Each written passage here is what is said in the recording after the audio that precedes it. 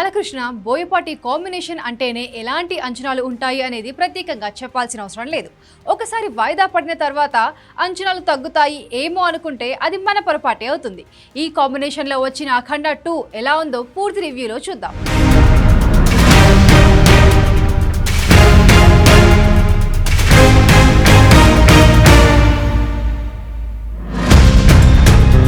కథ విషయానికి వస్తే అఖండ మొదటి భాగం ఎక్కడ ముగిసిందో అక్కడి నుంచే కథ మళ్లీ మొదలుపెట్టాడు బోయపాటి. రాయలసీమలో ఒక ప్రాంతానికి చిన్న బాలయ్య ఎమ్మెల్యేగా ఉంటాడు. ఆయన కూతురు హర్షాలి మల్హోత్రా కేవలం 17 ఏళ్ల వయసులోనే తన అద్భుతమైన టాలెంట్తో సైంటిస్ట్గా గుర్తింపు తెచ్చుకుంటుంది. ఆమెకు బాస్ సంయుక్త మీనన్. సైనికులను ఒక స్పెషల్ పని మీద పనిచేస్తూ ఉంటుంది ఆ టీం. మరోవైపు ఇండియాను ఎలా అయినా నాశనం చేయాలని చైనా ఎదురు చూస్తూ ఉంటుంది.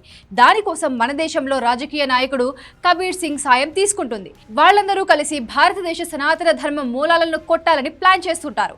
అప్పుడు పెద్ద బాలయ్య వచ్చి ఏం చేశాడు, మన ధర్మం గురించి ఏం చెప్పాడు అనేది మిగిలిన కథ.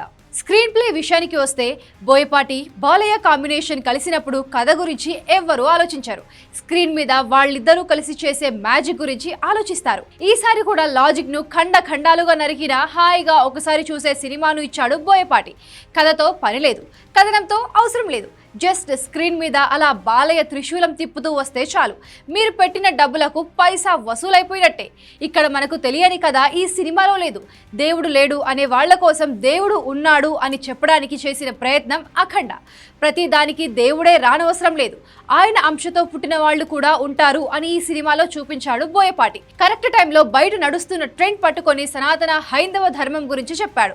అది కూడా అందరికీ అర్థమయ్యేలా కమర్షియల్ అంశాలు జోడించి బుర్రలోకి బాగా ఎక్కించాడు బోయపాటి. నాకు తెలిసి ఈ సినిమా చేయడం బాలయ్యకు తప్ప ఇంకెవరికి సాధ్యం కాదు. డైలాగులు చెప్పడం ఆయనకు కొత్త కాదు, కానీ మంత్రాలు చెప్పడంలో బాలయ్య సిద్ధహస్తుడు. అలాంటి సంస్కృత శ్లోకాలు, డైలాగ్స్ కేవలం బాలయ్యకు మాత్రమే సాధ్యమేమో. సినిమా అంతా దేవుడి చుట్టూనే జరుగుతుంది. ఎప్పటిలాగే తొలి గంట ఎలాగోలా గడిపేసి ఇంటర్వెల్ ముందు పెద్ద బాలయ్యను దించేశాడు బోయపాటి. ఆయన రావడంతో డ్యూటీ ఎక్కేశాడు. అఖండతో పాటు తమన్ కూడా. ఎంతలా అంటే బాలయ్య అలా మామూలుగా నడిచొస్తున్నా కూడా వెనకాల ఢమరుకాల మోగించాడు తమన్. ఆ వాయింపుతో థియేటర్లలో స్పీకర్లకు పట్టిన తుప్పు మొత్తం వదిలిపోయింది. ఇంటర్వెల్ కు తాండవం మొదలుపెట్టిన బాలయ్య క్లైమాక్స్ వరకు ఆపలేదు. రొటీన్ కథలాకి అనిపించినా కూడా ఇందులో మూలాలు చాలా ఉన్నాయి. ముఖ్యంగా సనాతన హైందవ ధర్మం గురించి చెప్పిన సన్నివేశాలు చాలా బాగున్నాయి. ఆది పినిశెట్టితో వచ్చే సన్నివేశాలు కూడా బాగా రాసుకున్నాడు. సెకండ్ హాఫ్ లో ఎవరు ఊహించని క్యామియో ఒకటి ఉంటుంది. అది వచ్చినప్పుడు అందరికీ గూస్ బంప్స్ గ్యారంటీ. మధ్యలో మదర్ సెంటిమెంట్ కూడా బాగానే కనెక్ట్ అయింది. క్లైమాక్స్ తన రుద్రతాండవం చూపించాడు బాలయ్య. నటీనటుల విషయానికి వస్తే 2 క్యారెక్టర్స్ లో మరోసారి రుద్రతాండవం చేశాడు బాలయ్య. మొదటి భాగంతో పోలిస్తే ఈసారి కథ మొత్తం అఖండ క్యారెక్టర్ మీద వెళ్ళిపోతుంది. చిన్న బాలయ్యకు 2-3 సన్నివేశాలు మాత్రమే పడ్డాయి. సంయుక్త మీనన్ చాలా చిన్న క్యారెక్టర్ చేసింది. మరో కీలకమైన పాత్రలో హర్షాలి మల్హోత్రా మెప్పించింది.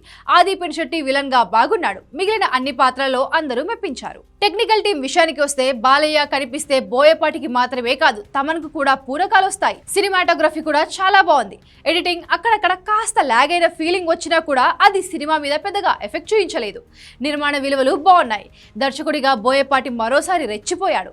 బోయపాటికి బాలయ్య దొరికితే పూనకాలు వచ్చేస్తాయి. ఈసారి అది చేశాడు.